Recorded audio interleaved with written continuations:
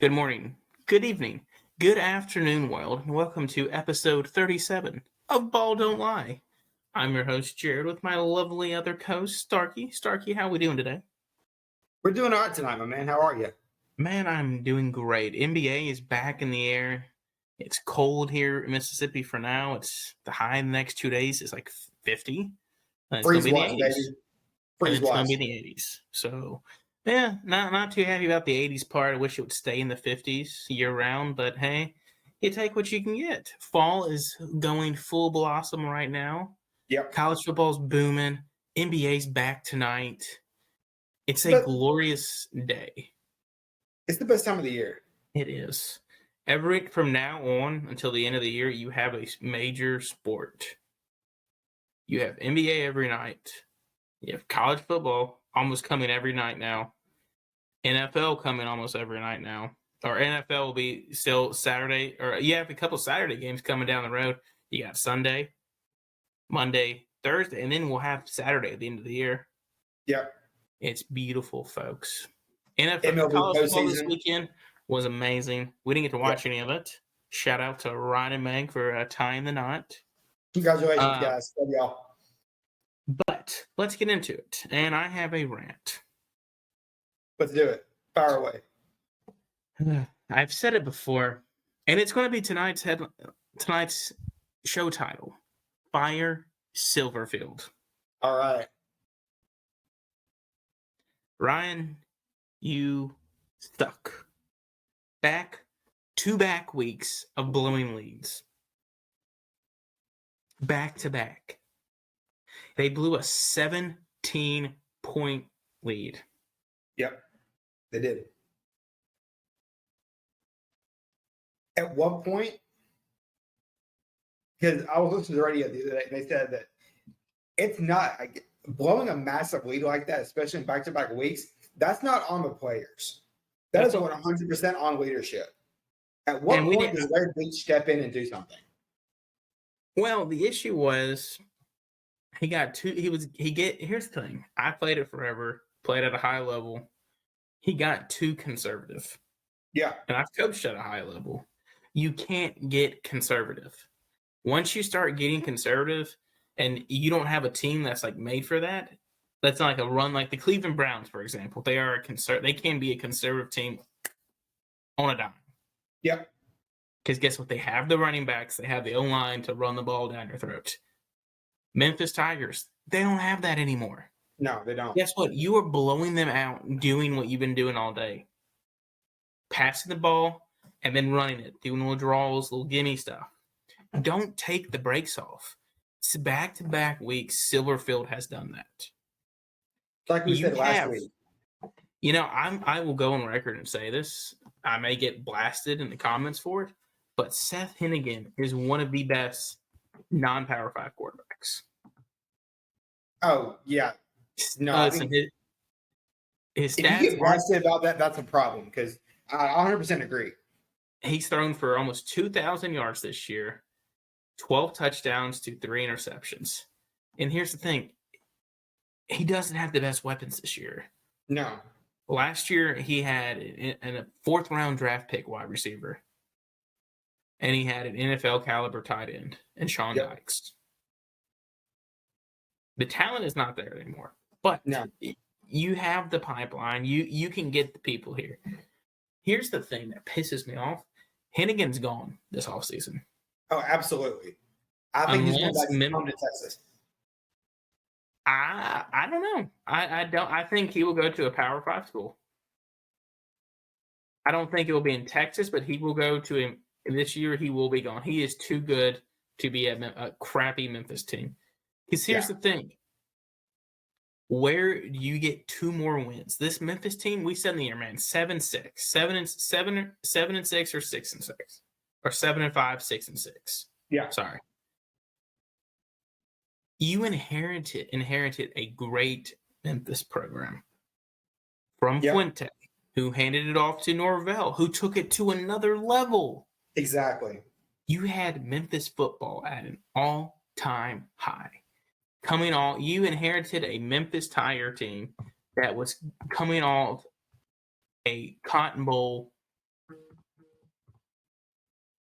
I'm sorry. Someone texted me. A Cotton Bowl loss. Granted, it's a loss, but hey, a Memphis team that went to how often can you say? Remember, it was 60 years from us going to a bowl game at one point. Yeah. So in your time here, Ryan Silverfield is 18-13 at Memphis. 8-3 his first year.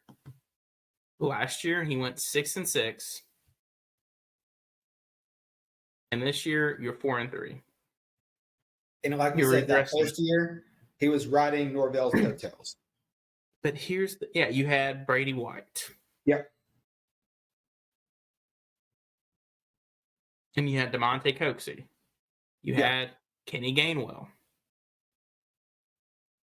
No, Kenny Gainwell set out that year. That was the COVID year, his first true year. Yes, it was. You're right. But here's the thing.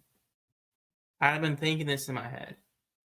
What is going on right now in college sports right now? Conference realignment is going on right now. And if you want to get in a conference right now, Memphis, we've been saying this for 10 freaking years now. You have to make the move soon before it happens. Because look at the next couple of teams that are coming into the American. It's like Charlotte, Rice, crap teams like that. UAB. Yeah.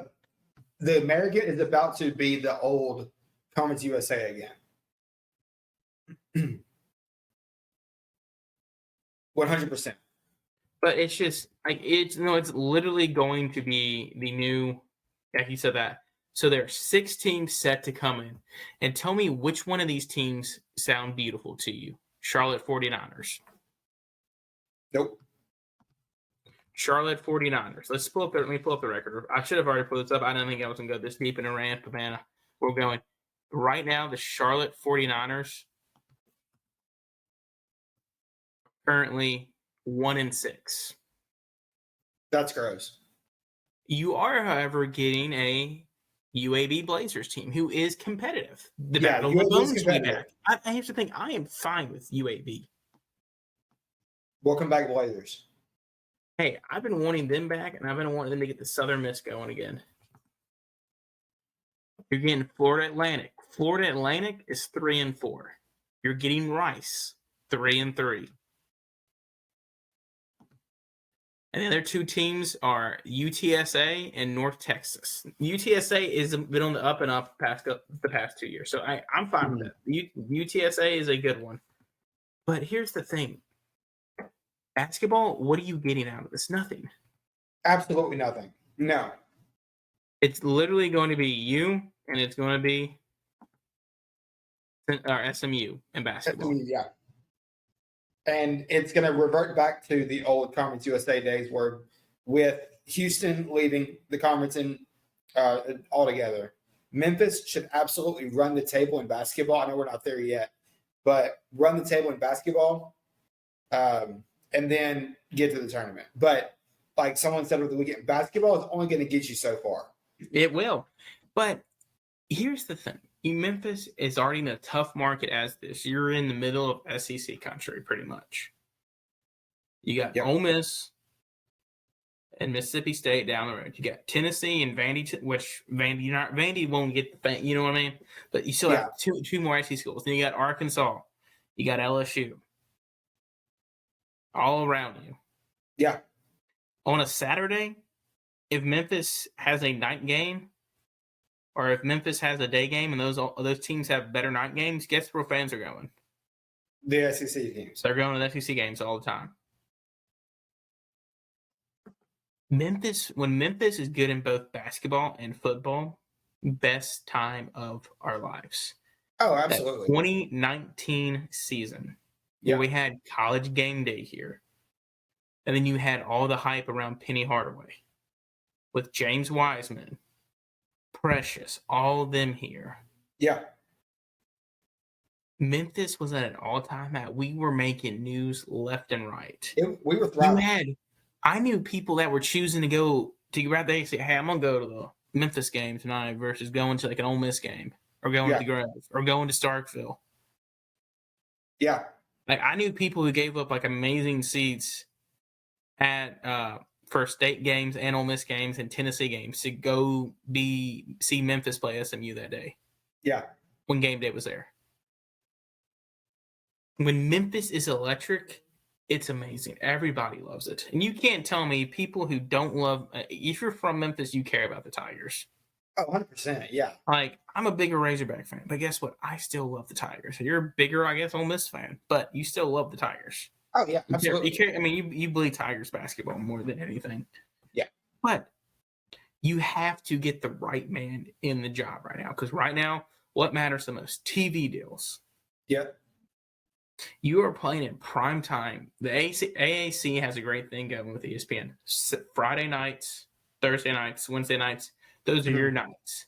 That's been the thing forever. And guess what? We've always won those, but we're now lost. We're now on a 2-game losing streak. We blew one in dramatic fashion against Houston on a Friday night and blew a Saturday night game. You have to figure it out. Ryan is a great guy. He's not the guy for the job. No. Like you said last week, he was safe. And it's coming to a point in time you have to take a gamble.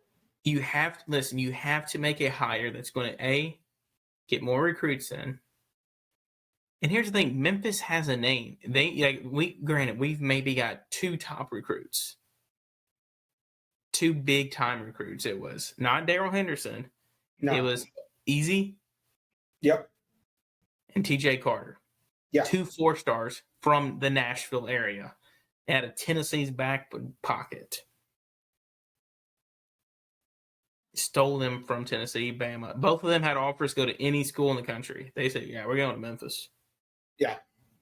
And I know Obi was on Hard Knocks. I don't know whatever happened. I think TJ played in the USFL, but yeah, he actually had a few NFL training camp deals, but I believe he got cut. So I don't know. But I mean, both of them still left here to go to TCU. But still, here's the thing. Yeah.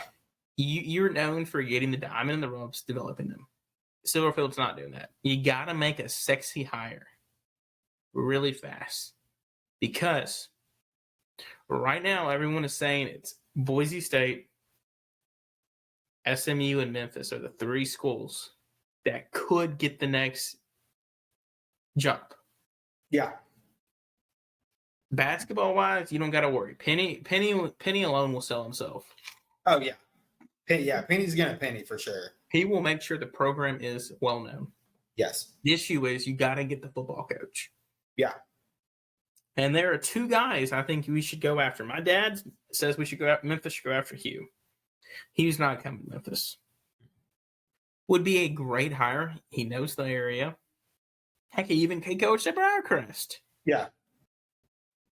But he won't. But he'd be a great hire. But he saved himself for a Power 5 school. The next one is, I've said it before and I'm saying it again, Jamie Chadwell from Coastal Carolina. Coastal Carolina. That'd be a great hire. That would be incredible. Memphis is a step up from Coastal Carolina. Because here's the thing. Here's one more thing, too, before I get off this rant. You have the boosters to make. You're getting a new stadium in the next couple of years. Mm-hmm. You have the biggest logistics company in the world. Yeah. FedEx saying, Fred Smith literally said not too long ago, when they were trying in the Big 12, like 5-6 years ago, he literally told Big 12, I will sponsor and pay outright for the Big 12 football championship in basketball and football if you let Memphis come in. Yeah. And that wasn't enough. Which is insane in and of itself, but I digress. But if you look at Memphis's remaining schedule, it's hard to believe the season's almost over. Yeah, it really is. Yeah, this season feels like it's gone by really fast. Yeah, I love that. And here's the thing, I love college football. You got Tulane in the membrane. Tulane is 25 in the country and have one of the best passing defenses. You're not winning that. Next, you got to play UCF. Yeah, I don't know about that one. I'm chalking that up as an L. So that's 2 there. Then you got to play Tulsa. Tulsa is a sneaky good football team. They've beaten you in the past. They're 2-4 this year. 2-4, but they've been competitive. They've been competitive. Minus the Navy game, they were competitive in every game this year. They hung around with Ole Miss, for a while, but that one's not a gimme. The only gimme you have left is North Carolina. I'm sorry, not North Carolina, North Alabama. With Alabama, yes. And then you end the season against SMU, who SMU's looking amazing still.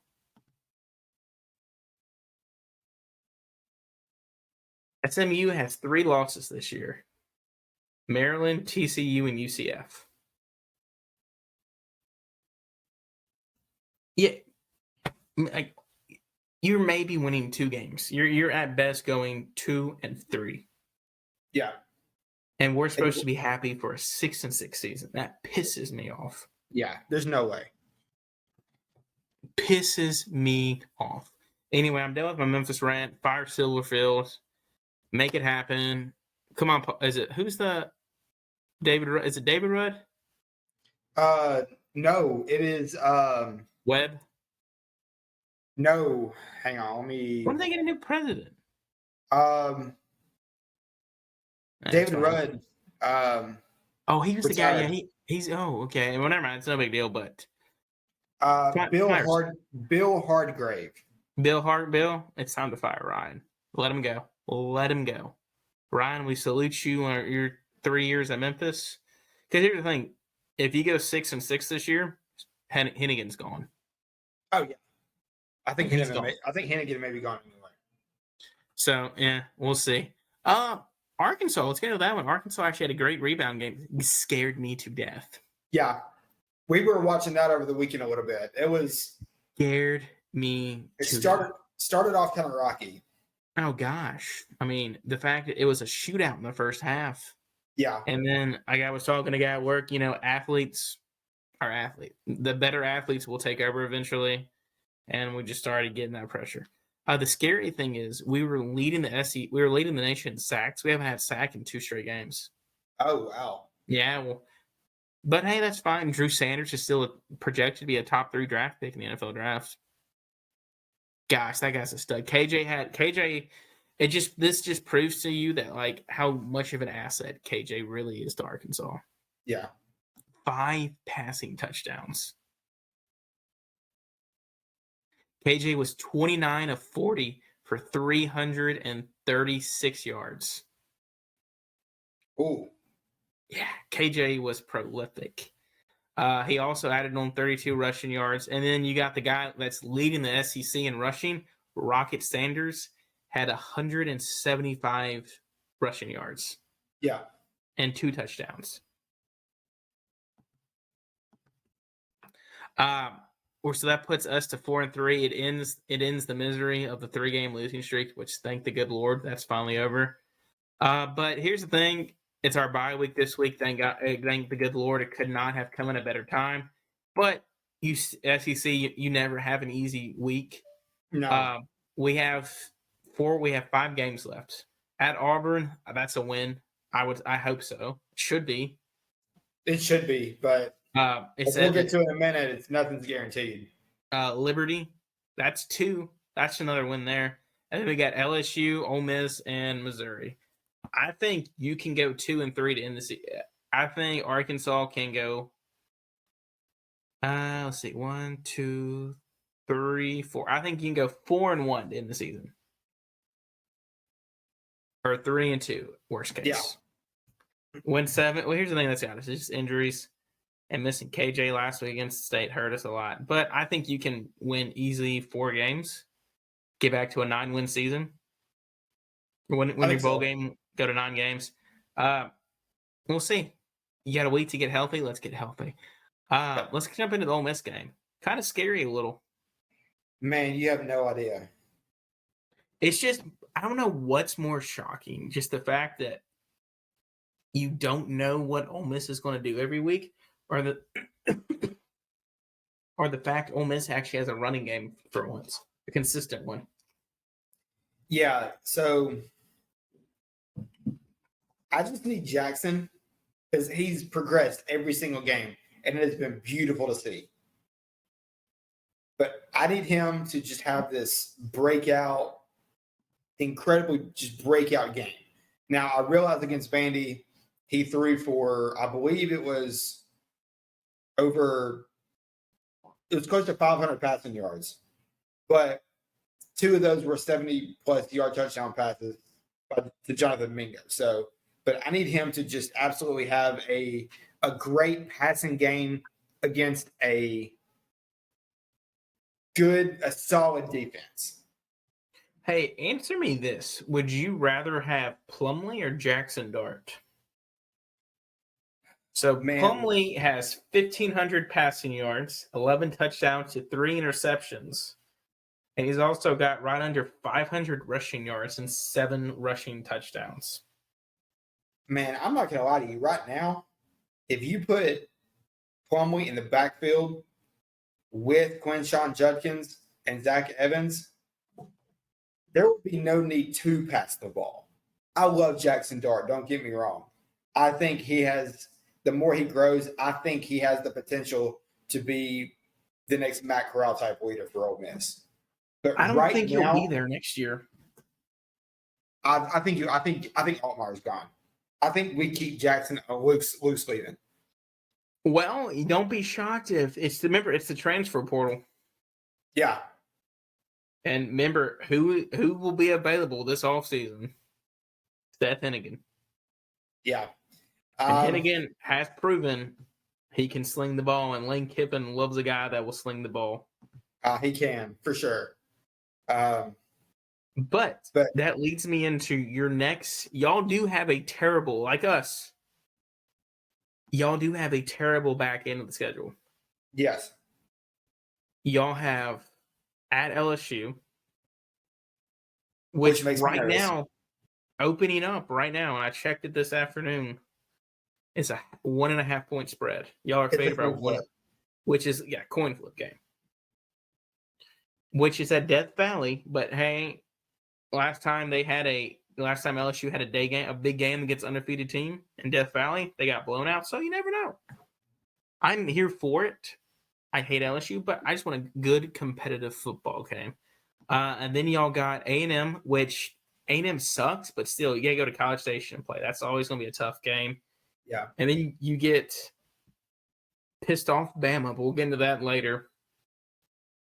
Arkansas, then State. Y'all do have a tough schedule to end it, which is why I like what Arkansas does every year. We get like 1 or 2 non-conference games sprinkled in throughout the SEC thing. Mm-hmm. While y'all, it's just a thing. Ole Miss always does their non-conference games. We front load it beginning of the year, and then you're praying for an injury-free season. There, at one point a few years ago, I believe it was actually like the Matt Luke era, because we haven't done it since Lane's been here. But there was always one cupcake game, like 2 or 3 weeks left in the season. It was always like the homecoming or something. Yeah, that's what Hugh Freeze they always did during the Hugh Freeze year. But since Kiffin's been there, he front loads it, gets the non-conference out of the way. Well, actually, it wasn't Kiffin. It was actually your old AD, Ross Bjork. Oh. All this is made well before. But let's get into one more game. I watched a little bit of it. Not the Tennessee game. Not the LSU game. The Kentucky State game. No, we didn't watch any of it. No. Here, so it was open. It was a 7.5. State was favored by 7.5. Yeah, and I said it last week on the show. If Will Levis doesn't play, take it, lock it in at 7.5. State will blow the brakes off him. Well, Will Levis played, and that was a pretty, from what I saw, boring game. Yeah. Here's the thing with the air raid. It's either going to be really good or really bad. State had 22 rushing yards. So here's the thing with air raid. That's ridiculous. Well, that's the air raid for you. They Oh, ran I the know. ball 10 times for 22. But here's the thing, though. Kentucky kept the time of possession. That Kentucky ran the ball. What was the final difference? It was almost 20 minutes. Ooh. Kentucky had the ball for right under 40 minutes. State had it for 20. Wow. That's one of the biggest reasons why there was. And then it didn't help too that State's punter had a 7-yard punt. Hey, but that's neither here nor there. Now let's get into the game of the century, or not the game. I would say game of the year. Oh yeah, no question. 15-year drought. It finally happened. I tasted my hand. I hate Tennessee, but man, freaking Rocky Top. All right, I hate Tennessee too, but I feel like I'm like you. I hate Alabama more.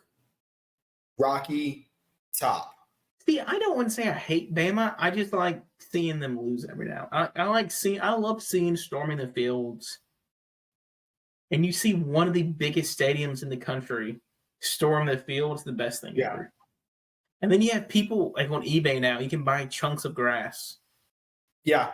Somebody cut out a giant chunk of a checkerboard, tear down the goalpost. That's something I wish I did. That is something I wish I did in Oxford when we stormed against Bama. Mm-hmm. I wish I helped tear the goalpost down. I wish I even got a piece of it because I would have sold that. But instead, I got a Katy Perry autograph. So I don't know. Did I win? It wasn't a loss. But dude, Hendon Hooker. That man is insane. He just won the Heisman Trophy. Oh, 100%. Yes. No question. I got looks today at the office by my boss when I said he just won the Heisman Trophy this weekend. He's like, well, there's a lot of football left. I'm like, dude, Johnny Manziel did the same thing. Mid-October, or I think it was actually early October as well. Same thing. Yep. He beat Bama, had his highlight plays. This year he hasn't thrown an interception. He's thrown one interception all year. Hooker, yes. Explain to me this. Where was he before this? Do you know? I knew, but now I'm drawing a blank. Virginia Tech. Do you know who coached him? Fuente. What the crap? Fuente, how could you not win with this guy? Did he even play, or is that the reason he transferred out? He did play there. He didn't fit the system. Okay. At that point, he got a lot more playing time his second and third year. He did have about 2,900, right under 3,000 yards in 2 years there for 22 touchdowns, 7 interceptions. But dude, right now he is 1,800 passing yards, 70% completion rate. I would love to know what his completion rate is on deep passes. I'll get that for next week. I feel so bad for the Bama players. Sunday and Monday. Yeah.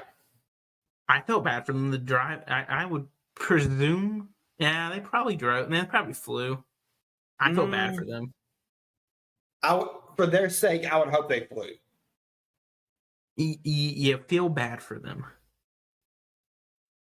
Because Saban went into them, and everybody that they have to play at the end of the season, RIP. Yeah. I will say this, though. As big of a win as it was for Tennessee, the thing that made it even bigger, and this is something that I think is talked about a little bit, but for the most part, I think it's getting overshadowed, is the fact that Bryce Young actually played. And he played well.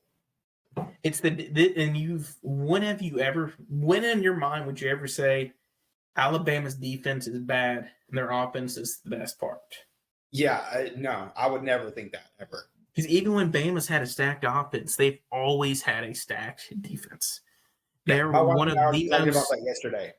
They are one of the most penalized teams this year in college football. This year, most penalty yards per game in the FBS this season, they're in third place. Wow. They I are didn't realize it was averaging that bad. 80 yards in penalties a game. Houston That's gives up, insane. has the most penalty yards a game, and then Utah State, and then Bama. That's All I want to insane. say is Hooker just locked himself in the Heisman Trophy.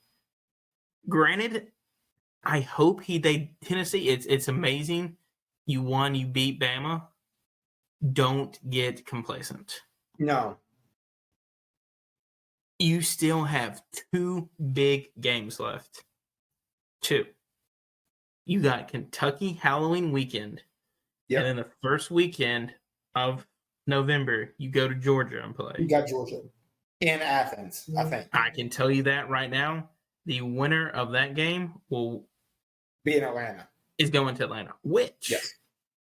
At least I'm going to talk about that next week of some scenarios that could happen depending on what happens this weekend. But Jalen Hyatt, whatever that's his last name, Hyatt. First player with 5 receiving touchdowns versus an AP top 5 team since who? He played for your Rams.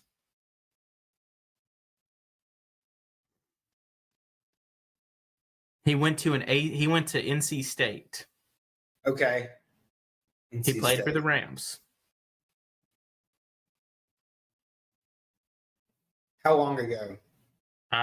When he played for the Rams, he was part of the Great Show on Turf. Okay. He had this record alone, and he set it in 1997.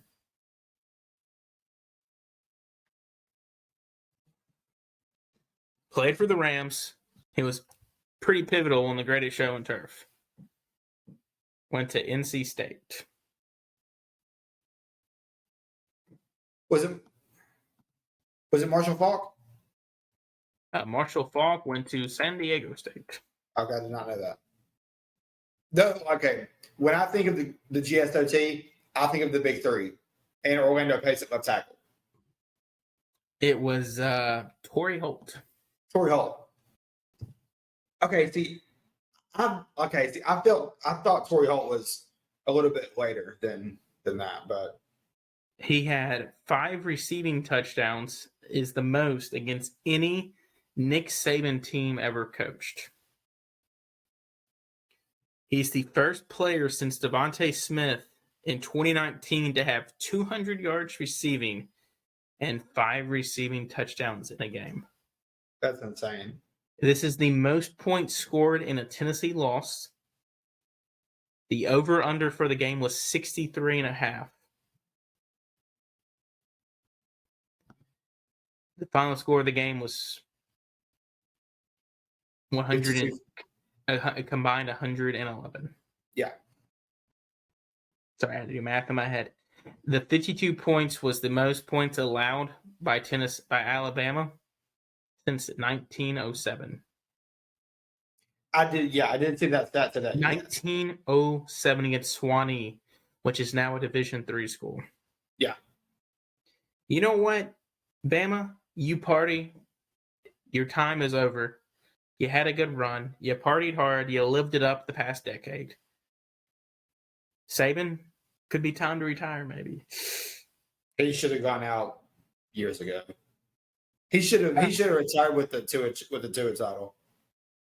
So we do have some pretty good after that. We do have a couple good matchups this weekend. That leads me into Bama right here. Poor Mississippi State. I feel sorry for you guys. And I don't say that often about Mississippi State. It opened at 21.5 on Sunday. Shot up Sunday night to 28.5 points. This afternoon, it dropped back down to 20.5 points. Folks, if you're going to bet on that, Bet on Bama's Bama. gonna, Bama's gonna Bama's gonna cover that easy. I feel bad. So Bama's remaining games are State, LSU, Ole Miss, Austin P, Auburn. I don't expect them to lose. No, I don't either. I don't expect their loss to maybe be in the SEC till the SEC championship game. And even then, it's going to depend on who they play. Which would be the first time Bama does not make the college football playoff championship. If they lose in Atlanta, if they lose 2 games, they're out for sure. Because depending on who they get in Atlanta, provided they get there, it would be hard to beat. It would be hard to beat Tennessee twice. Then the other big matchups we have are Clemson and Syracuse. Garrett Schrader's Syracuse has led Syracuse to 14 in the country. Yeah. DJ Ugalea, who's still ugly like his last name, is starting to look a little better. The biggest one today to me is going to be that UCLA-Oregon game. Yes, for sure. UCLA is a 6.5-point underdog. I'm hammering that. Hammer it, folks. Hammer it, hammer. Chip Kelly is returning to the school he built. Yeah. Hammer it. Right now, then you got Texas at Oklahoma State. Texas is a 4.5-point favorite. I don't know about that one. I probably would stay away from that one, but I would stay away from that one. But Quinn Ewers is the GOAT. He's looking good, but Oklahoma State's coming off a tough loss last week. Yeah, they are. To TCU, who's undefeated at 8 in the country, playing Kansas State. Kansas State loves to upset top teams. Yeah. Definitely taking TCU. Taking Frogs, or whatever it is. Let's get to NFL. Just real fast. I didn't really watch. I was traveling back from the wedding this weekend. I know Dallas finally lost. Cooper Rush finally lost. Yes, he did. He tied Peyton Manning with a record, which is not what you would think. Usually that'd be a good thing. He had a passer rating of 1 in the first half with 15 plus attempts. That's the lowest in a first half since Peyton Manning set it in 2015 when Peyton Manning couldn't throw the ball 10 yards.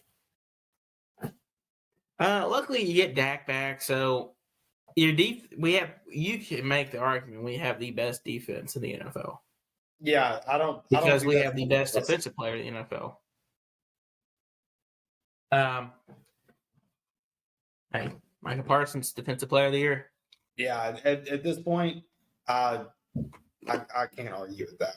As badly as I want to, I can't argue with it. So I don't know where Dak should take us to the next level. So Dak should be back this week. All signs are reporting to yes. Did y'all end up winning? I can't remember. Yeah, y'all suck. Yeah, we're trash. I don't know what's going on with us.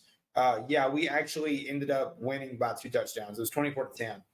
You only have 2 draft picks this year.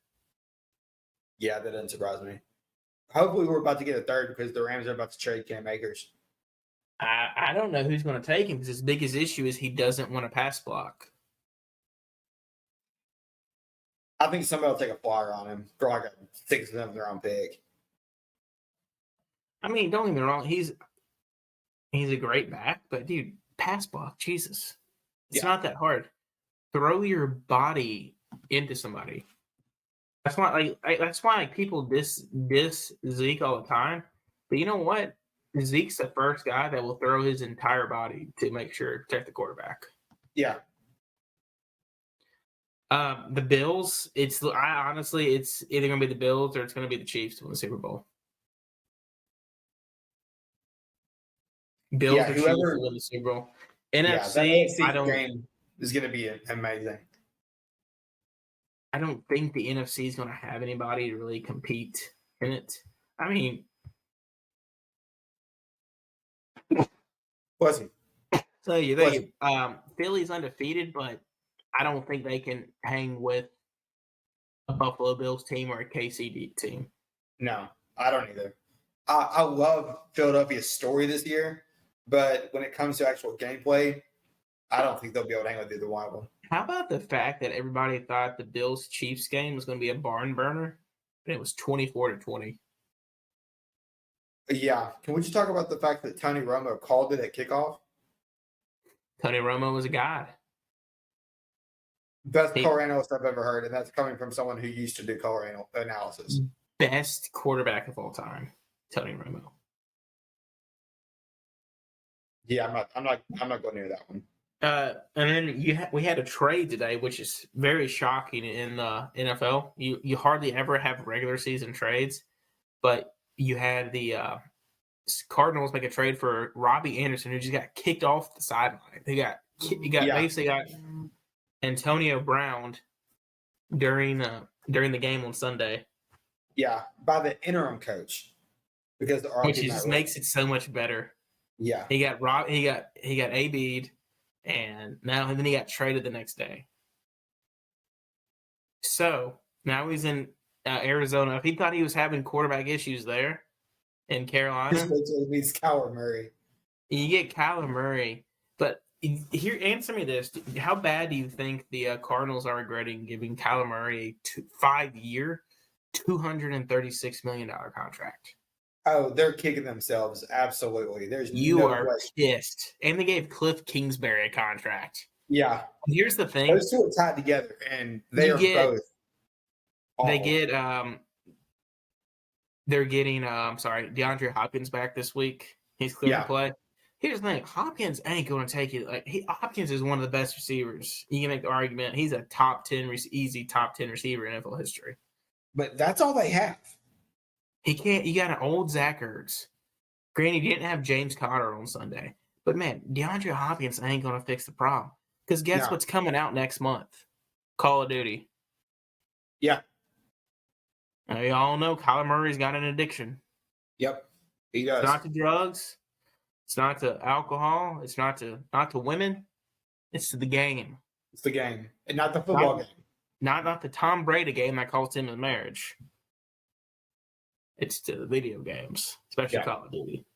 And then, dude, I don't really want to talk about it, but screw it. We're talking about it, man. Can I make the motion? No more Denver Bronco primetime games. I'll second that motion. And hear me out. I have Russell Wilson in all my leagues. I thought he was going to be a stud this year. Yeah, I have him on one of my leagues also, and I'm actually at the point now where I'm considering dropping him. I have him in 2 of my. I'm in 4 this year, 4 big ones, and he's in 3 of my 4. Yeah, it's talent. terrible. And he started out in the first half. I was like, oh my gosh, Russ is back. Yeah, he went 3 of 15 in the second half. That's awful. Russ Wilson should never go 3 of 15 in any half. Can I just say the Seahawks won the trade by a mile? Oh yeah, there's no question. And the Seahawks are I can't stand the Seahawks, but yeah, they absolutely won that trade. Won it by a mile. And then freaking Justin Herbert sets a record for most passing attempts in an NFL game without a passing touchdown. 57 attempts. I had Mike Williams. You mean to tell me Justin Herbert's going to throw the ball 57 times? You would think Mike Williams get a lot of targets, right? Yeah, you would think. He got 6. And but you know who was guarding him? The legend, Patrick Surtain.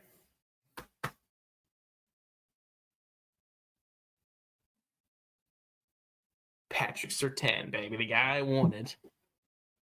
And then the Colts actually are now back in the running for the AFC South. Yeah, which is something that I didn't think either one of us. You had the Jags. The Jags blew that game on Sunday. Colts are back. Jonathan Taylor-less Colts are now 2-0 without him, which is insane to me. So you can make the argument just like. In what world does that make sense? you can make the argument just like everyone made is the Colts. It's like with Cooper Rush over Dak are the Colts better without Jonathan Taylor? I wouldn't say. I mean, that's like the question they asked about the Grizzlies last year. Were the Grizzlies better without John Morant? But No. you know what? You know who's actually showing a little bit of life now? Freaking Matt Ryan. Matt Ryan. Yeah, 90-year-old Matt Ryan. Second in total yards this year. Yeah. Behind Josh Allen. He's literally throwing. Thank God I drafted Michael Pittman in every league. It's probably smart. That was the best freaking move I did this offseason. Besides in one league, I have Saquon, Derrick Henry, and Ramondre Stevenson. Three of the top 10 leading rushers in the NFL. But Russell Wilson's my starting quarterback, so ouch. We won't get to that. So let's get into heart and soul of the podcast. NBA is back. Thank the good Lord, right? Absolutely. I am so happy. We got a game going on right now. It's tied up in the third quarter, the 76ers and Celtics. I just saw a notification that James Harden apparently leveled or had Marcus Smart. He leveled him on the court, but not like physically. But I don't know if it's stepped back and Marcus missed it or what, but apparently did not go well for Mr. Smart. Well, we'll have to watch this after. I'll have to watch the highlight after we finish airing. But before we get to that, we have an ad. Folks, basketball season's back. I like to sit outside. I got a projector screen now. I'm going to sit outside. Or I might come inside and set my projector screen up inside. Guess what? I want to make sure my house or my future new home is going to be structurally sound. Yeah. I mean, I've been saying watch basketball on your massive new screen with a rocky foundation. Because ball is life. That's ball is life, absolutely. So, folks, I've been saying it for 33 freaking episodes. Give Mitchell James a call. Yep. Call him. We love him. We support him. My next home, he's going to inspect. Starkey's next home, I know Starkey will probably get him to come inspect it. Whenever that is. Folks, use him, love him. He's looking for a realtor to partner with. Folks, do it. I tag him in it every week. Yeah. Folks, give him some love. Gosh dang it. Give him some love. He shows us love. Now y'all starting to return the favor. Use code BDL15 for a 50% discount when you talk to him or message him through Facebook, emails, text, or phone calls. Starkey, I challenged you before today, before the show, to run through every NBA team real fast and just give kind of a brief explanation of every NBA team. Okay. We're going to start off in the West. Now, let's do the East first. I'm going to like the East. I'm going to go in order of how they are on the computer screen, okay? Probably it's going to be alphabetical order, just FYI. The Atlanta Hawks. I think the Hawks will be they'll be a late seed playoff team. I have them first round exit. See, I kind of believe that too. The DeJounte Murray and Trae Young, you have two guys that have to have the ball in their hands to be good. Yeah. I'm not sure how the 2 point guard combination is going to work. One's a good shooter, the other one's not, but they both have to have the ball in their hands to be good. Both ball dominant, yes. And I just don't. I think that 1 year they made that fluke run to the Eastern Conference Final. Sorry, and that was a fluke. Yeah, it was. It was. You got lucky the entire series, the entire playoff run. Every round you got lucky. So I kind of have them as Yeah. I would say, but I say early exit. I'm not high on DeJounte Murray. I like him. He's a good player. He's not going to take them to the next level. No. They paid DeAndre Hunter. That's a good move there, but Kevin Huerter's back.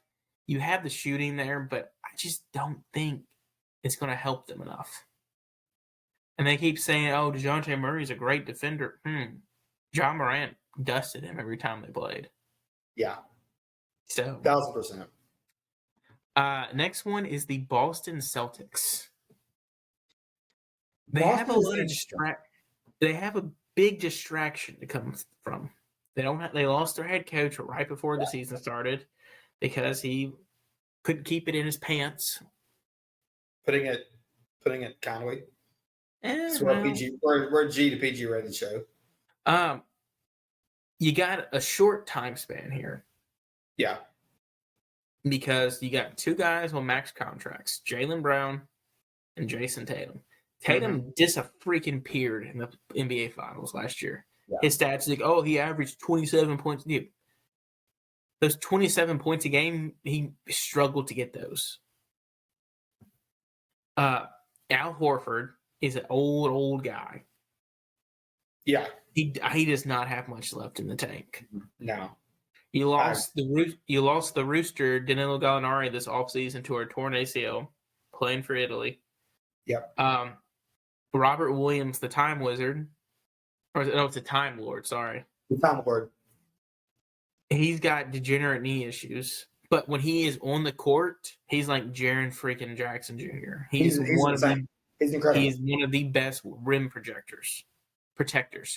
But the issue is his knees are going fast. Yeah. Which is sad because this guy he deserves a long NBA career. He should have been a top. I think he was projected to be a top 20 draft pick. Fell in second round because his knees. Yep. And then you got Malcolm Brogdon, which you don't know how healthy he's going to be. Yeah, Brogdon's going to be a massive question mark this season for sure. If Brogdon can stay healthy with those three, you got two of the best wing players under the age of 30 playing in the NBA on your team. Yep. Those two can take you far. They can take you the second round of the playoffs easy. But you got to pray you want to keep Al Horford healthy as long as you can, and then you got to pray Robert Williams' knees stay good. What would you say for him? I'm sorry? Is there anything you want to say for him? No. My biggest deal was going to be just Danilo getting hurt. I think that one really, really hurt them because he was their prized. I never remember if he was a free agent signing or if they traded him. He was a free agent signing. Free agent signing. He got traded to the Spurs and they waived him. Okay. He was one of their main big free agent signings this year. He's an underrated signing. He was in the DeJounte Murray trade. The Spurs waived him and so whenever he was playing for the national team towards ACL, I think that really, really hurt Boston. So they're going to be an interesting team to follow in the East for sure. And then next team on the list in alphabetical order is the Brooklyn Nets. To me, this is the biggest question mark in the NBA. At least the most drama-filled team in the NBA. Because here's the thing. They could be so freaking good. They have, honestly, you can make the argument they have one of the best floor spacing shooting teams in the NBA right now. Oh, absolutely. Yes. You got Seth Curry, KD, Joe Harris, Kyrie, Patty Pump, Markieff Morris, TJ Warren. Bruh. If they can, and they have Ben Simmons there. Yeah. I was doing the math. I was like, wait a minute. It's like and Ben Simmons is still there. Former two-way Memphis contract, Yuta Watanabe. Love me some Yuta, dude. If they're literally, I would say to me, the second best team in the East. Yeah. I think a couple weeks ago, I had them at 2. If Kyrie can keep his head on the court and Ben Simmons will just stop being a little whiny girl, it's the 76ers. It's the Brooklyn Nets. Yeah.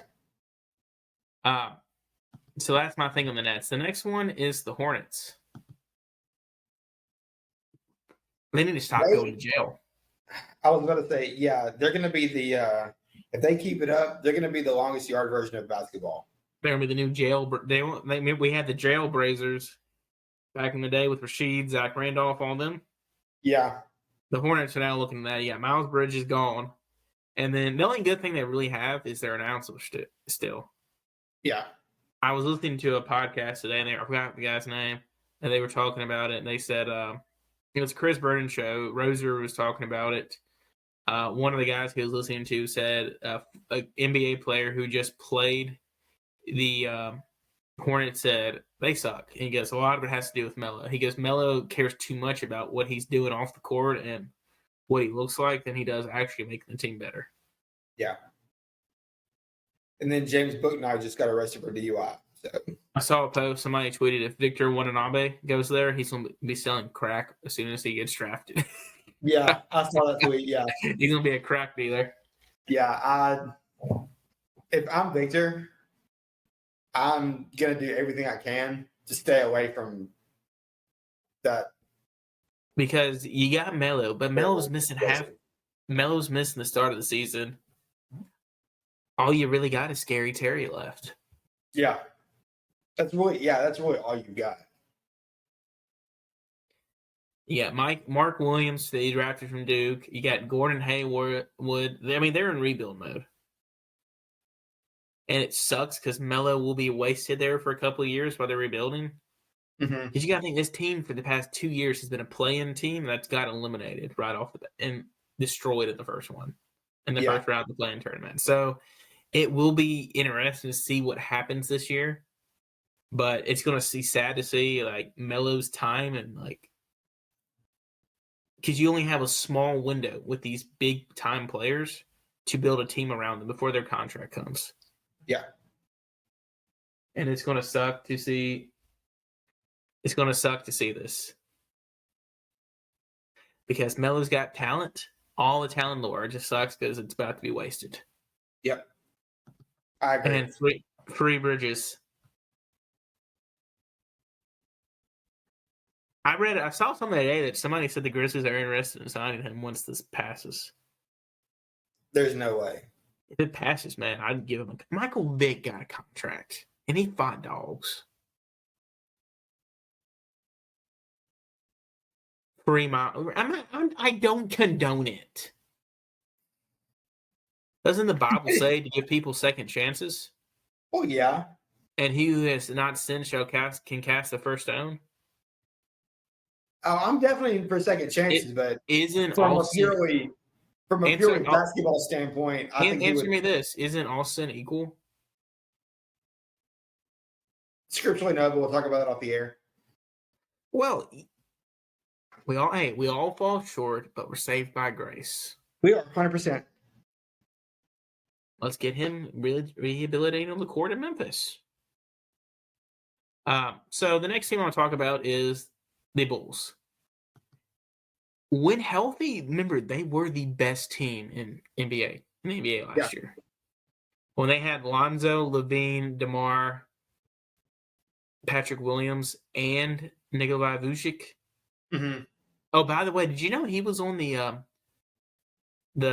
played for the 76ers during that dreaded 2012 season? I don't or think 2013 season. Yeah, he's been in the league that long. Wow. Yeah, he's old. With them, you don't know because Lonzo's still. You don't know when Lonzo's coming back. And when they lost him and Caruso last year, they really didn't have a true point guard. Because Kobe White's good, but they don't really see him as that starting point guard. Yeah. Keep it flowing. So hopefully DeMar can keep his all NBA career going again. I'd love to see. I love DeMar. It still breaks my heart that he didn't win a ring in Toronto. And how he got traded breaks my heart still to this day. The next one is the Cavs. Sorry, I told you I had two predictions. Okay. Cavs will be a top 4 team in the West. And I don't know why I keep saying in the Eastern Conference. I know that it goes off what I said weeks ago when we did our NBA show. I've been doing more research, listening to more podcasts. More and more people, and I'm kind of one of them, are buying into the hype. We're buying the hype, yeah, for sure. Darius Garland, Donovan Mitchell, Evan Mobley, Jared Allen. I'm done. I'm walking out. That's all you need. They're going to be a sneaky good team. You have And can we shout out to Coach JB? he got screwed by us. That's so pissed. Don't bring that. That pisses me off. The next team, the Pistons. If I could, I'd get NBA League Pass just for them. Oh, they're going to be one of the most fun teams to watch. I'd go out and say they're going to be one of, if not the most fun team to watch in the East this year. You got Ivy, Cade, Jalen Duren, who's actually been coming off the bench a lot. But here's the thing, too. I guarantee you halfway through the season or by January, they're going to be like, yeah, we're shut. Or it's time for us to start sucking. Yeah. If they're not doing what we did that Jaws rookie year and like taking off, mm-hmm. they're going to be selling out. And they got a guy that Chris Vernon said we should get, Bojan Bogdanovic. I would love to see us get him. I really would, but I don't think we could make it happen. Hear me out. You have Dylan Brooks. Have tons of first and second round draft picks. He signed let me see, his contract is, he signed a 4-year, $17 million contract. He has 2 years left on that contract. Let me play GM for a few days, and we'll talk about it next week. What do you mean? No. Starkey, you want to do one of your trades? Absolutely. Okay, I expect you to have one by the next show. If you can make that happen, because hear me out, dude, they're going to be in rebuild mode. I'm sorry, he's in the last year of his contract. I'm sorry. But he's coming off a 15-point season, an 18-point season. So his last 3 seasons, 20 points, 17, 18 points. And he's shooting for about 40% from 3. Just saying. Hey, Grizzly, even if you don't trade DB for him, you can still probably get a first for him. Yeah. That's one guy. I'd love to see it happen. I would. And you never know. They could say, hey, Marvin Bagley's available too. I would definitely take a flyer on. I love Bagley. I think he's gotten screwed every opportunity in Sacramento, which everybody does, but neither here nor there. The next team, because I know you're high on the Pistons too. Yeah. The next team I love Jaden Ivey. You for some reason you wanted him desperately in Memphis, and that would have drastically hurt the Grizzlies. It would have for sure. Let's add another ball dominant guard on the team that can't shoot. Oh, he's Josh Jr. for sure, and that plays terrible defense. The next team on the list is the Pacers. Are you going to blow it up? With Indiana. We keep hearing Miles Turner's going to get traded. Is this the freaking year it's going to happen? It has to happen at some point. I mean, so if this is the year, I don't know for sure. But like I've said before, where there's smoke, there's fire. Let's put it like this. I wouldn't be shocked if this is the year that it finally happens. However, they could say, let's blow it up. We're going to keep Tyrese Halliburton. Yep. And Benedict Mathurin. Mm-hmm. There is a guy on the team I've been wanting. I know you've been wanting. Mr. Buddy Hield. Yeah. He's got 2 years left on the contract. He's coming off a year where he averaged 18 points a game on 36% shooting from 3. He plays good defense. You can move Bane over to the 3 or start him. Just throwing it out there. I would love Buddy's shooting. And if we could kick, like you said, if we could kick Dez to the 3, have Z come off the bench, that'd be amazing. I would love that so much. The next team on the list is the Miami Heat. Any team managed by Pat Riley and coached by Spoelstra is going to be good. Here's the thing. They added a guy that burned the Grizzlies when he didn't burn the Grizzlies when we played them. We didn't play in this thing, but they added Nikola Josevic. Yep. Who, when I watched them play in the preseason, it shoots lights out. They're great developing. And here's the thing. You don't know it. They're a defensive-minded team who can shoot lights out some nights. Yeah. You got Hero and Duncan Robinson who got put, but granted, Duncan got put off the court in the playoffs, but any team, like you said, with Pat Riley and all of them, and Eric Spoelstra and Jimmy Butler team, you fear. Yeah, absolutely, yeah. Because you know you're going to be in for a fight every single night. Oh, yes. And Jimmy Butler's not going to let them goof off. No. Like, no nights off, nothing. That's why I wish we had somebody like Jimmy Butler on our team.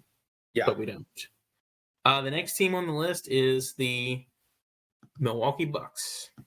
This is my Eastern Conference champion. We agree on that. I think as long as they can get Chris Middleton back healthy. I mean, I feel like they would have won it last year if Middleton didn't go down. Yeah. As long as Middleton stays healthy and comes back just like he was last year before the injury, yeah, they'll be fine. Yeah. You got them. You got Holiday, Yanni, Bobby Portis, Pat Connaughton, Grayson. Yeah. Here's the thing with them, and we'll get into this. Did the exact same thing you want some of the Memphis players did. They're getting cheaper contracts and buying in at it. Yep. Because that leads me to BC. I'll talk about that. Like Bobby Portis should have got Pat Connaughton should have got the freaking bag this offseason, and he didn't. He said, "I'm going to stay here. Let's win another ring." The next team is the Knicks. I don't know about the Knicks. See, the Knicks are one of those big question marks too, and their first game of the season is actually tomorrow night against the Grizz. They have 2 of the 3 big 3 from Duke, but that's really the only thing that I can think of that they have going for them of note. Them and Spike Lee. They did get the best point guard in the offseason. They got Jalen Brunson. We'll see how he does as a starting point guard in the NBA. Was Luka actually carrying him? See, I forgot that Brunson went up there because his dad's now one of the assistant coaches. Remember, they got in trouble for tampering. Yeah. And then you saw flashes of Obi Toppin in the preseason. You're like, why is this guy not playing more? Remember, this is the guy that the COVID year would have won the Player of the Year. I think he did win the Player of the Year that year. They ended up giving to him, but he was Player of the Year 2 years ago. Got buried in the depth chart with Julius Randle. Mm-hmm. You see in this preseason, they're like, okay, this is the guy that was killing it at Dayton. Yeah. And you got Julius Randle, whose rookie year, this guy snapped off, and Obi didn't play much. Yeah. Because that was Julius's All-NBA second team year, which I think that was just a fluke year. RJ's taking that step, though. He's taking that step up. I think there'll be a 6, maybe 7 seed. Mm-hmm. From what I've been reading, I think they may get an 8 seed, but they'll be in that 6, 7, 8 range. Yeah. They'll probably avoid the play-in. Well, remember, the 7 and 8 teams got into the playing game. Oh, yeah. Okay. The next team is the Magic. They're going to be a fun team. Here's the thing: Pablo Ventura will be a rookie of the year. He's good. He's great. He's the most NBA rookie. They're also a scary team too if they can get it together. Yeah, you texted me about them the other day, and you made the comment that if they can develop in a couple of years, they're going to be scary good. Because you got Wagner, you got Suggs, both Wagner brothers. Well, the older one, he's not that good. You got Bol. He's just Bol. But you still got Mo Bamba there. Wendell Carter's down there. Jonathan Isaac. People are forgetting about him. Yeah. Covering from a nasty ACL injury. RJ Hampton, Mike Miller's guy. Is Markelle Fultz still down there? Yeah, but he doesn't. He has a chronically torn ACL, or he's always hurt. Mental, my guy. They'll be a fun team. Watch them get. They're definitely probably the tallest team in the NBA when it comes to their starting lineup. The next team is the 76ers.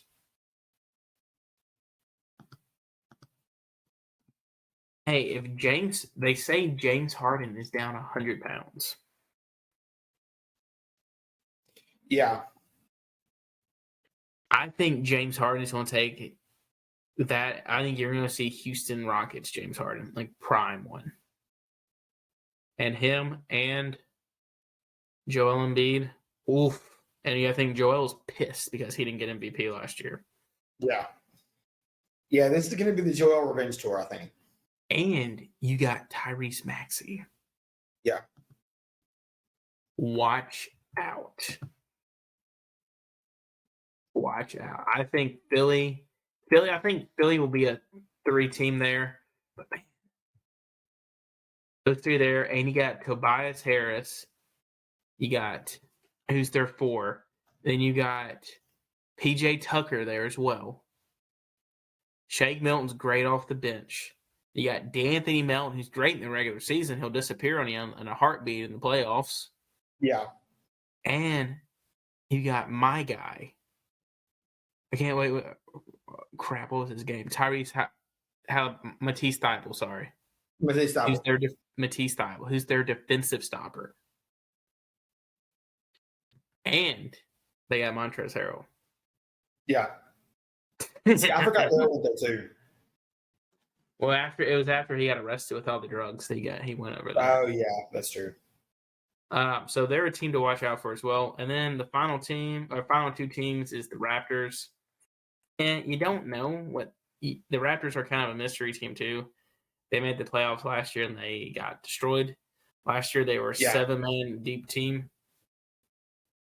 Scotty Barnes should take, if he can take that next step with Pascal and OG, and you have Fred VanVleet coming off an NBA All-Star year, watch out.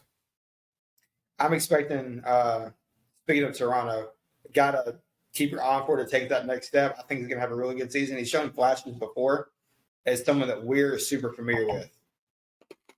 Mr. Precious Achiuwa. I think he takes the next step this year. You're also forgetting they have the best player of NBA history on their team. Bo Cruz.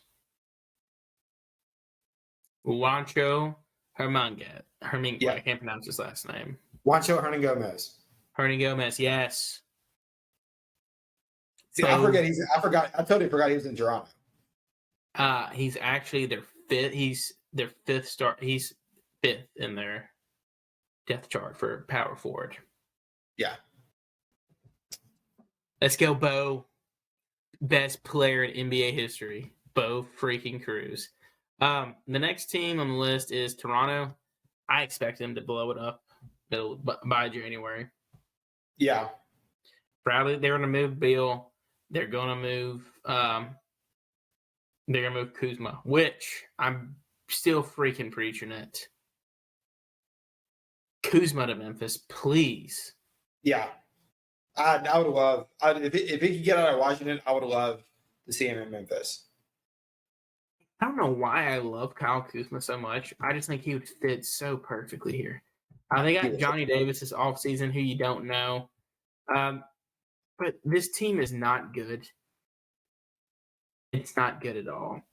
They got Porzingis. They got former Grizzly, the guy that actually leads the Grizzlies in triple doubles, Don Wright. That half the year he played for the Grizzlies. Yeah. You got Corey Kispert, the guy you loved coming out of Gonzaga. Yeah. Ryu Himachura. They got Taj Gibson, Daniel Garford. So got Bradley Beal. And they got Will Barton.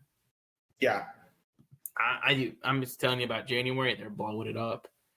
Memphis, maybe make a run at Will Barton. Maybe definitely make a run at Kyle Kuzma. Kuzma could If it would be Kuzma, I would have loved to see Will Barton come home. I think everybody would. Just saying, I think Kuzma could play the 3, maybe. Probably not, but yeah. So we're gonna move over to the West. We're gonna move over to the West just to wrap up the show. We're gonna start off with the Dallas Mavericks. I'm not buying into the hype. I know a lot. I know I'd probably criticized for it. I'm not buying into the hype. Luka is one of the best players in the NBA, but he doesn't take them to that next level. He doesn't have much help around him. I mean, no, he does have that next level, but he gotta have. I retract that. Like you said, he has nothing to help him. You lost Jalen Brunson. Yeah. Then you signed and you traded for Christian Woods, who I'm okay with. He's a good guy. I don't think he's going to carry you. Right. He's going to take over that the spot that Porzingis left that you're missing. Yeah. If Luka goes down at any point, it's over for the Mavericks. Yeah. Luka's going to carry that team kicking and screaming for sure. Luka will somehow carry that team to the playoffs to avoid a freaking playing game.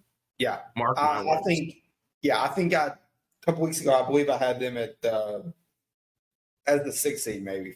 Just listen to this. Davis Bertanos. He's a good shooter. Reggie Bullock. Fernando Capazzo.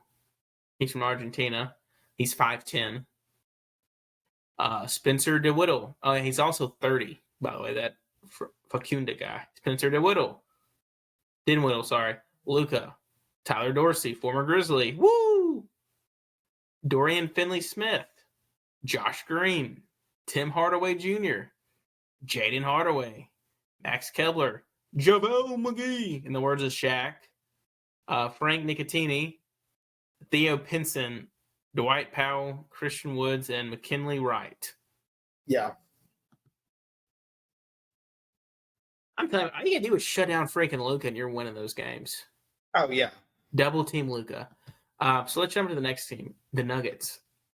Like the Nets, this is my second mystery team in the NBA. If healthy. Yeah. If healthy, they could be a top 4 seed. But it's all going to depend on that health. If Jamal Murray comes back to what he was, watch out. And they added Christian Braun over the offseason to help more with their shooting for the culture.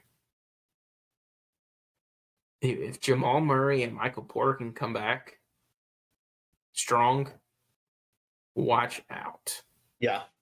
I think they can be a contender. Jamal Murray did not play at all last year. He has not played a game since April the 12th, 2021. Oh, wow. He missed all of last year. If he can come, they can get him back and they get Michael Porter Jr. back, who they just signed that massive contract last year. Mm-hmm. Watch out, baby. Yeah. They're a sleeper team. The Warriors. I was listening to the Chris Vernon show. They were saying they think they're going to blow it up this year. Draymond's gone. Oh yeah, I think Draymond's gone for sure, but I'm not sure that considers. I'm not sure that's considering blowing it up, but I definitely think Draymond's gone. You're He blowing wants up a the max deal somewhere, and they're not going to give it to him. Well, they can. They just pulled the bag. Yeah. Which I mean, I shout get out it. to Jordan Poole, got a broken nose and $140 million about 2 weeks away. I get it. NBA teams, like LA, especially LA teams, and not NBA teams, but LA, California sports teams, y'all don't believe in salary caps for some weird reason. But there's no way on this planet you can afford to pay Steph Curry what he wants. Steph Curry's max contract, Clay's contract, Jordan Poole's contract, Wiggins' contract, and Draymond. That's 5 guys that are going to want darn near max contracts. Yeah. And they say stuff about, oh, we're cool. Me and Poole and Green have worked it out, dude. There's no way you can work that out. No. Oh, I didn't know this the other day. Did you know that Andrew Wiggins had a 4-year extension? Yeah, I feel like I just read that somewhere in passing. I didn't even know that. He got a 4-year, $100 million extension. Yeah. So, but hear me out though. Yeah, that right there, Draymond's done. Yeah. I mean, he was an all-star last year. So stop it. Why do you say that? Like, do you enjoy pissing me off? I'm just glad I actually called that one right. So anytime he did not deserve to be who deserved it more, him or Jaren? Jaren did 100%. I can think of so many other I was able to call that correctly. Stop it. Stop it right now. But hear me out though. I was talking to a guy at work today. He was like, so he goes, he was asking me, I was like, dude, the Warriors' future is fine. They have all their replacements. Poole's gonna take over for Steph when that day comes. Yep. Moody's gonna step in for Clay when that day comes. Patrick Baldwin Jr., the guy I loved, the guy that you were optimistic about, will step in for Wiggins. Kuminga's gonna step in for Draymond. And James Wiseman's gonna take the 5 over. Yep. The future looks freaking, and how they're developing right now, yeah, the future looks bright and it's scary. And they're still just going to keep winning and winning and winning. Yes. The next team is the Rockets. Another fun NBA League Pass team. In my opinion. Another fun NBA League Pass team. Yeah. I still think they'll finish probably third in the division. They're going to finish at the bottom. But the offseason, they just get over the weekend they gave Kevin Porter Jr. the bag. Yeah, I did. Yeah, I did see that. 4-year, $58 million extension, which it's not I wouldn't say it's the bag. It's more than that guy deserved for all the issues he's had in his NBA career. Yeah, that's thanks for sticking with us. Well, I wouldn't say that. Remember, this is the guy that got kicked out of USC and has had issues at Cleveland. They literally let him walk for nothing. And then he had issues all last season with the coaching staff in Houston. Yeah. He could be their point guard of the future if he can get his head on straight. So you're paying him that money and you're praying he keeps his head on straight. But man, just listen to their team. Jabari Smith, Tari Eason, Bruno Fernando, Usman, Jalen Green. One of my favorite guys, Boban. Monster year this year. They got Boban. I love Boban. Kevin Porter Jr. Segun. He's pretty good when he gets in there. And your boy, Ty. Yeah.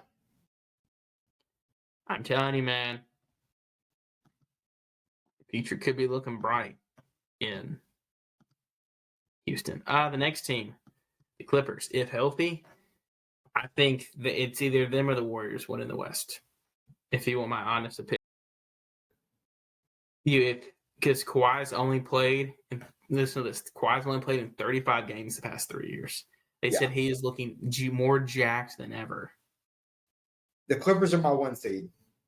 And they have Paul George, who, if he didn't get COVID, they would have made the playoffs last year. Yeah. I mean, they would have won their playing game. And they got John freaking Wall. Yeah. Who we haven't seen in forever. No, but can we talk about something real quick about John Wall? His Dougie is still on point. But just I agree with you. He's still got the best dancing in the NBA. But just listen to the roster. They got Robert Covington, Paul George, Reggie Jackson, Luke Kennard, Kawhi, Terrence Mann, who's a solid guy, Marcus Morris Sr., Norman Powell, and Ivan Zubac. Yeah. If Kawhi and PG can come back and John Wall can also stay healthy this year, they're kind of stacked. Kind of. They are the best team in LA. That's for a fact. But 100%. That's not even a question. I'm definitely taking I would say it's coming down to Clippers or it's coming down to the Warriors to win the NBA West. The next team is the Lakers. You didn't get better. You got worse. And you have the highest paid player in NBA history probably coming off your bench tonight. Yeah. He won't be a Laker for long. Somebody, well, hear me out though. Jeannie Buss won't trade him. She don't want to give him one for him. She's gonna have to. And LeBron at some point is gonna say, Jeannie, I can't do this. All right, this is my 20th year. You have listen, you gave up all your draft picks for Russ and Anthony Davis. You're signing veterans to the minimum, and you still don't have shooting. No, you don't. You didn't address your biggest need. Your best shooter on the team, like pure three-point shooter, is Anthony Davis, who can't stay healthy. Yeah. I really don't care. Like, I will probably watch the Lakers. I will not go out of my way to watch the Lakers game. I would love to try to get tickets to whenever they come to Memphis again if I could, but I don't know. I don't want to take out a mortgage to go see them and not sit with my head leaning against the wall. The next team is the Grizzlies. He just locked up BC, who should have got $20 million a year. He could have got anywhere from a $15 to $20 million contract on the open market. You locked him up for 4 years, $52 million contract. Yeah. And here's the thing, kind of like what I was saying earlier about the Bucks. He's a guy that literally said, "Hey, we have something here. I want to stay here." Yeah. BC could have gone anywhere and got the bag. Oh, yeah. And this is what I'm hoping DB will do. Will he? Probably not. No. Yeah. I'm praying Dylan Brooks will just say, "Hey, I'm going to stay here. I want to come off. I'll come off the bench. That's fine. Let's make the money work. Let's go." But unfortunately, no. And then, God freaking dang it, man. DB's hurt already. He's down for game 1 tomorrow. Yeah. DB's out. Jaren's out. Well, we knew Jaren was going to be out. Danny Green's out. We knew 2 of them were out. Zaire, we knew that was probably coming. And then now DB's out with thigh soreness. God dang it. Soreness. Some sort of phantom thigh soreness. Stop it. Stop it, Dylan. We need you. I read something that said BC could start tomorrow night, but I don't think it happens. I think Jitty starts at the 3 tomorrow night. Wait. Why in God's name would you? No. You are idiotic if you start BC. Yeah, that's what I said too. Somebody on Twitter said start BC. I wouldn't be shocked if they go Laravia. I could see it.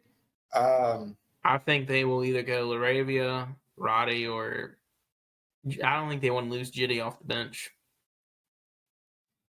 Because you doing that, you're losing one of your big bench guys. But you paid Conchar all that money for a big role.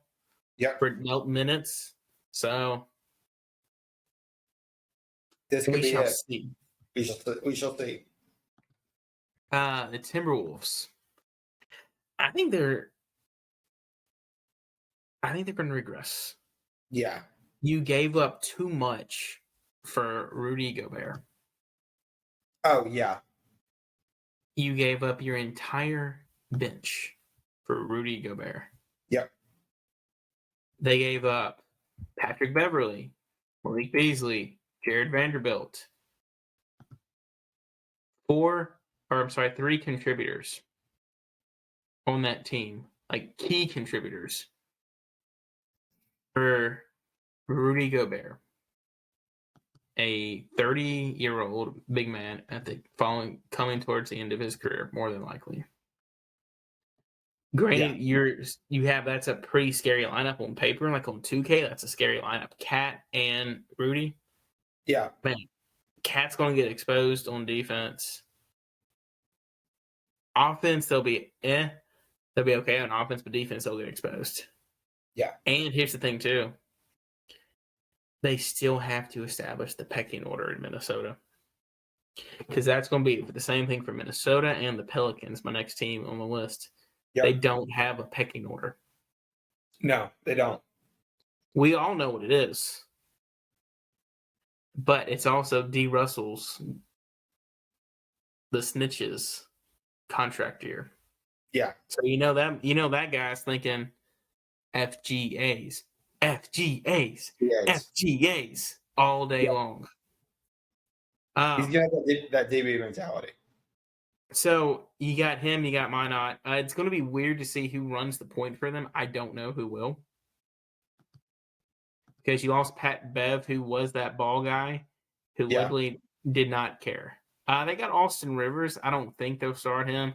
They also got our boy Kyle Anderson there, which they did lose a lot of shooting. Yeah, they did. Losing Malik Beasley, which your guy that burned us in the playoffs a couple of times, that was your best, probably most consistent 3-point shooter on the team. You still got Jaden McDaniels, who's good, but I don't know. I just don't know, man. The next team on it is the Pelicans. Just like the Timberwolves, man, you got to establish a pecking order. Yeah. You got CJ McCollum there, Brandon Ingram there, Zion, and you got Jonas there. Jonas' minutes are probably going to take a fall, but it's going to be interesting to see who's going to be taking the most shots. Yeah. Now they have a great core. They have a great team. But like you said, it's just going to depend on who's that alpha on that team. I think everyone's probably going to want it to be Zion, but I think Brandon Ingram could step up and be that one guy. Well, here's the thing. I don't think he's going to. Brandon Ingram was going to want to take that back seat. Yeah. Agreed. I don't think he's going to want. And here's the thing with Zion, you don't know how much they're going to play him. Right. Starting. Is he going to be on a minutes restriction? They just let him go full throttle. You don't know. So interesting to see. I think they will be the team that battles us for the Southwestern Conference.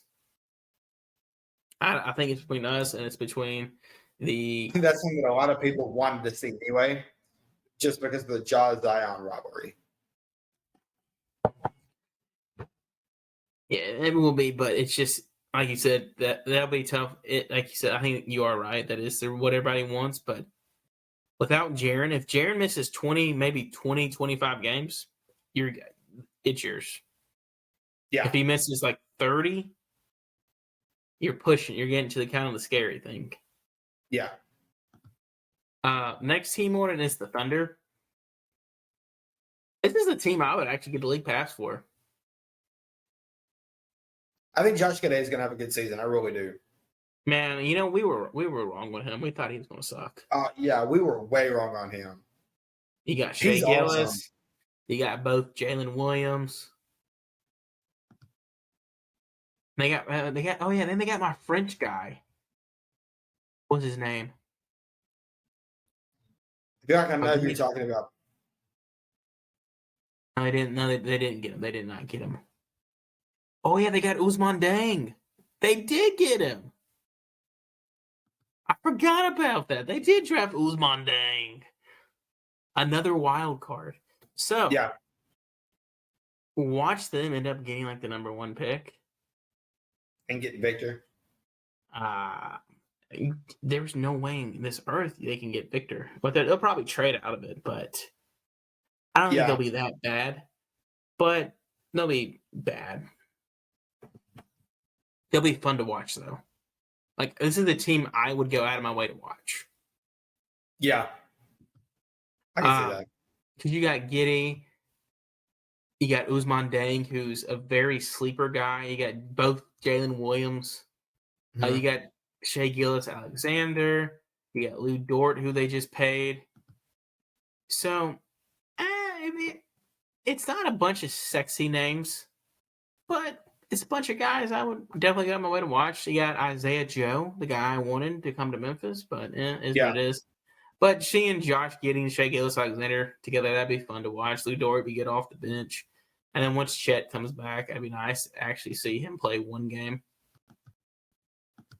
The next team on the list, Dalton, is the Phoenix Suns. I don't know about them. I question them. As usual, they're only going to go as far as Devin Booker can jump. Because you have the offseason drama with Deontay Ayton. Oh, yeah, I forget. You can't forget about that. He didn't want to play there. He was packing his bags halfway to Indiana. I think his people told him, like, hey, man, just so you know, like, whatever team offers you, barring a miracle offer for a sign and trade, you're staying in Phoenix. Yeah. Which, royally made him mad. Oh, yes. So, to the tune of, as of a few weeks ago, I don't know if it was the GM or the coach, and Ayton had not talked since the end of last season. I mean, I believe it. This is the guy that got benched in the fourth quarter of a playoff of the game 6 of the Western Conference Finals because he just quit. Yeah. He doesn't want to be there. I guarantee you he'll be traded back. As soon as I think he can get traded in February, I think we said. Or is either February 15th, maybe? Yes, February 15th. I know it's like a month, but no, I think it's in January, I think. Yeah. It's or January 5th. It's like a month before January 15th. Yeah, he'll be gone. Yeah. Oh, they're going to try to move him. And now they want Crowder gone.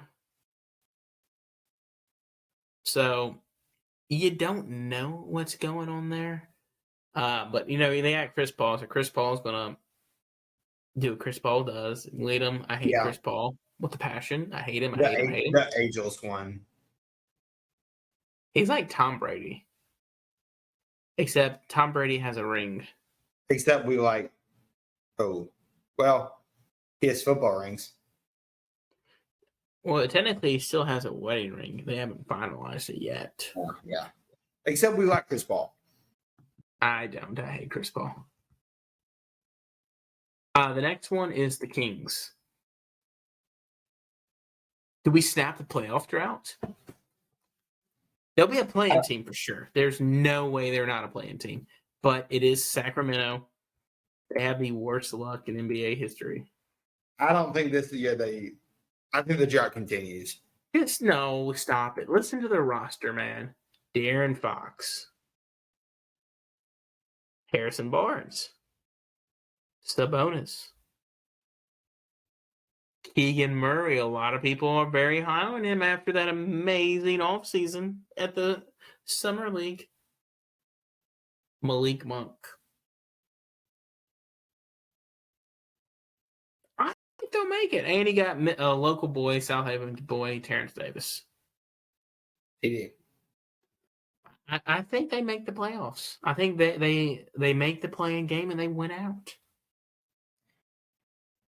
Possible storyline for Sacramento to keep your eye on is Harrison Barnes. I had a fantasy draft about a week ago-ish and took him late.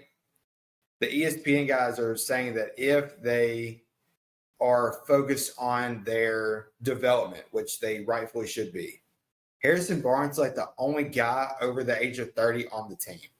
Oh, crap. I forgot I had a fantasy draft tonight. You're welcome. It was at 8 o'clock. Oh, so yay for auto pick. If they are caring more about development than anything, I wouldn't be shocked if Barnes' minutes start to diminish a little bit to get their young guys on the court. I'm actually not mad with my team. Sorry. But yeah, no, I can see that. It kind of like a Zach Randolph thing over at West. I love Harrison Barnes in Memphis. I wouldn't mind it. I mean, he's another stretch big. He's another veteran that's been in the league forever. You can never have enough stretch people. Last year he had 16 points, 5.5 assists, shooting 39% from 3-pointer. I love it. I mean, you can never have enough big men that can stretch the floor. He plays defense. You know Harrison is gonna give you all he's got. He also, what did he shoot? He shot, I'm sorry, I'm pulling up he shot 5 threes a game and was shooting 40% from threes. Sign me up. Yeah. We're almost done with the show, everybody. Just thank you for being patient. I skipped a team. We have 3 teams left. Portland, they're going to blow it up. They're going to end up trading. They're going to trade Dame. Yeah, Portland's not going to have. They're not going to be much of a team at all this year. Yeah. I don't know why I stuttered so much there, but you applaud Dame willing to stick it out there. Yeah. And trying to give him everything. He's loyal to a T. I love Damian Lillard. He's one of my favorite players in the game right now. Give the man a chance to go win something. You got Josh Hart. They just paid Nasir Little. They got Yusuf Nurkic, Gary Payton. Anthony Simmons looked good last year. But man, I'm sorry. Move on. Give Dame a run. Let him go get a ring. Yeah. They owe it to Dame to do that. Fine, even if you lose your mind on the train, like let's say you end up losing that terribly, do it for Dame. He did so much for Portland. Yeah. The next team is the San Antonio Spurs. Unfortunately, I do think this is Pop's last year. Yeah, this is Pop's last ride. The end of probably, in my argument, the best coach in NBA history. A lot of people are going to say, it's Phil Jackson. I take Pop way over Phil. Pop never had the players that Phil had. Right. But Pop developed. And he still got it done.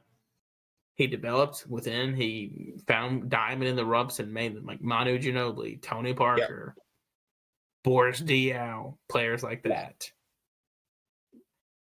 Salute you, Pop. You're one of my favorite coaches ever. The last team is the Utah Jazz. You're just rebuilding. Yeah. Heck, you got like 20 draft picks from 2 trades.